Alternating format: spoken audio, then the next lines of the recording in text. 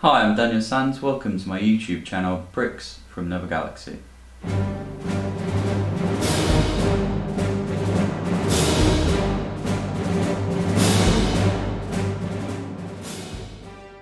In this video I'm going to be introducing you to one of the more advanced lighting techniques, which is how to add a sun or a moon to your images.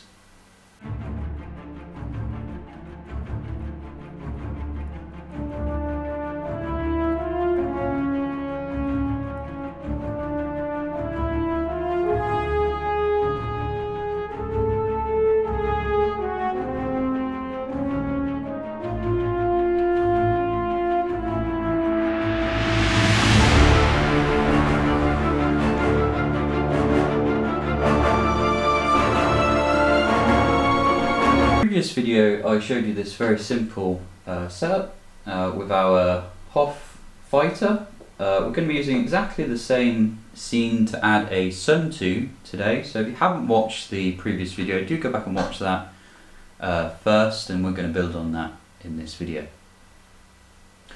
So one of the things I introduced in that previous video is these little video lights. One of the great things about these video lights is they are flat on the front and they're flat on the back.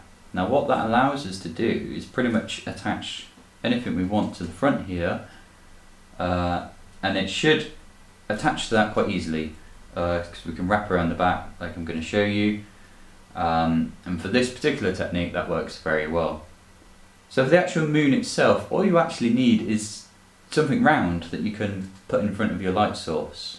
In my own experience, I found that parcel tape tubes work really well. For this particular video light, they're a perfect size, and because they're quite deep, you get quite a lot of light bouncing around inside that, which is exactly what we want for our end image. And literally all we're going to do is stick that in front of our light. So you see I've got a bit of tape on there in preparation, true Blue Peter style. There we go. And if we turn that on now, you'll start to see the light bounces around inside there, which gives us quite a clean round shape at the front. If we were to put that in our scene now, what you'd actually see is a lot of the LED lights, which you can probably see there, rather than seeing the actual moon shape. Now the reason for that is actually the light at the front here is still quite strong. So what we need to do is diffuse it.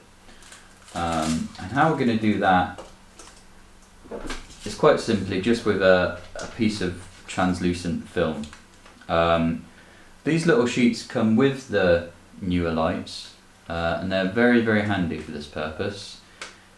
You can just use masking tape, which is quite translucent, just tape it over the front, but I'm going to use this as that's what I've got. So we're literally just going to pop that over the front,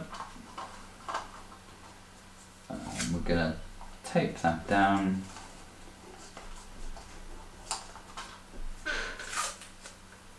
on both sides.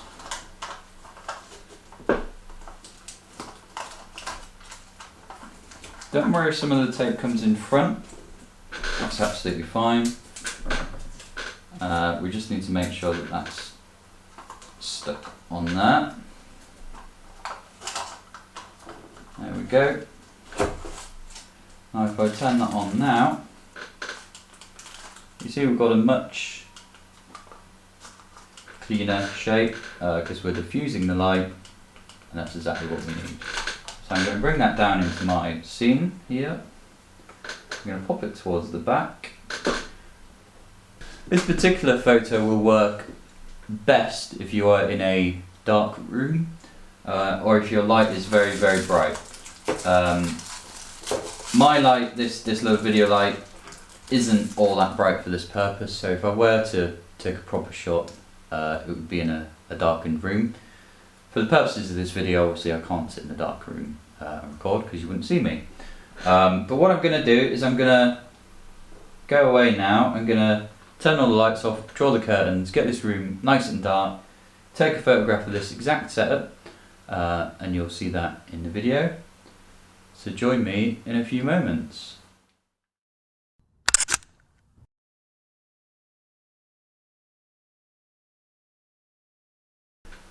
So here we are. I hope you liked that technique. You can very easily turn this into a moon. Just change the coloured acetate at the back to blue, or just leave it as white, depending on what effect you're trying to create. With this particular setup, it does help to have a second light, if you've got one, just so that you can introduce some extra light in the scene. If you've got a ship, for example, in the front here, you might want to light part of that up as well as your character from behind. And obviously, because we're shooting quite dark conditions, you're not going to have much light hitting the front of the character. So you might just want to bring that round just to illuminate him from the front. But it works very well in silhouette as well, if you don't have a second light. So I hope you enjoyed this video and it gives you some ideas to go and try out for yourself at home. Where possible, I'm going to be, in the coming weeks, introducing more ideas and building up from this base scene. And we're going to be adding things like the snow techniques and the smoke techniques. In the next video, I'm going to be introducing you to some forced perspective and how that works in practice when you're taking photographs of some of the bigger models, the bigger sets, and how to go about posing them.